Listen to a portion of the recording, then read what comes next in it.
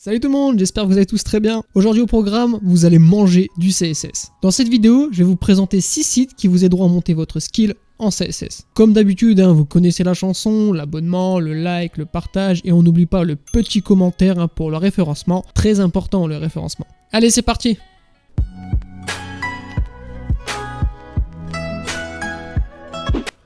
Commençons cette vidéo avec la première ressource qui est Flexbox Froggy.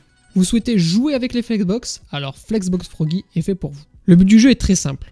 Vous avez une grenouille et un nénuphar, l'objectif c'est de mettre la grenouille sur le nénuphar. Bon, je vous l'accorde, l'inverse aurait été complètement con. Au début, c'est une promenade de santé, mais le dernier exercice va vous faire suer. Enfin, dans mon cas, il m'a bien pris la tête. Ce jeu comptabilise 24 exercices qui vous aideront à y voir plus clair avec les Flexbox. Continuons avec son grand frère qui est Grid Garden. Grid Garden est quasiment identique à Flexbox Froggy. La différence, c'est que cette fois-ci, vous allez pratiquer le système de grid. Il y a aussi le fait que vous allez gérer un potager à la place d'une grenouille. D'ailleurs, pour les plus attentifs, vous avez sûrement remarqué que Flexbox Froggy et Grid Garden ont été réalisés par la même personne ou entreprise. Ce jeu comptabilise 28 exercices qui vont devenir encore plus compliqués que ceux de Flexbox Froggy, surtout vers la fin. Bon, grâce à ces deux premiers sites, vous avez fait mumuse avec le positionnement. Mais revenons un peu en arrière et apprenons à cibler correctement nos éléments HTML grâce au sélecteur et au jeu CSS Diner. Dans CSS Diner, vous devez sélectionner, cibler des plats en fonction des balises HTML présentes dans le HTML Viewer. En gros, vous incarnez un serveur intégrateur web à mi-temps. Ce jeu est top pour maîtriser les sélecteurs, car mine de rien, une mauvaise sélection peut vous donner un résultat assez particulier. C'est donc une chose à ne surtout pas négliger. J'en profite que nous sommes à mi-chemin de la vidéo pour vous dire de vous abonner. Ça mange pas de pain, c'est gratuit et ça m'aide énormément. On continue.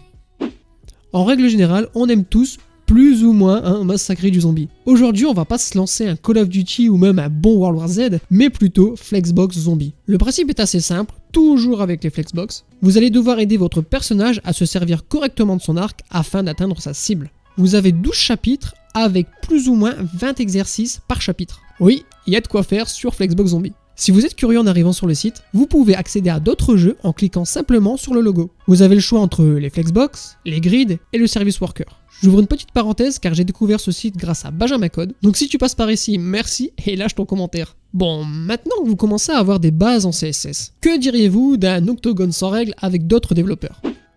Pour ce faire, direction CSS Battle. Sur ce site, vous allez devoir reproduire des dessins, des formes et tout ça en CSS pur. Et attention, tout à l'heure je dis octogone sans règles, mais il y en a quand même une. Vous allez devoir réaliser vos modèles avec le moins de code possible si vous souhaitez avoir un score élevé. Je parle de score car il n'est pas là pour faire décoration. Plus vous allez avoir de bons résultats et plus vous allez monter dans le leaderboard global. Et qui sait, vous ferez peut-être partie des 9 meilleurs devs CSS en fin du site. Terminons cette vidéo avec le dernier site et qui je l'espère fera de vous un bon intégrateur web. J'ai nommé...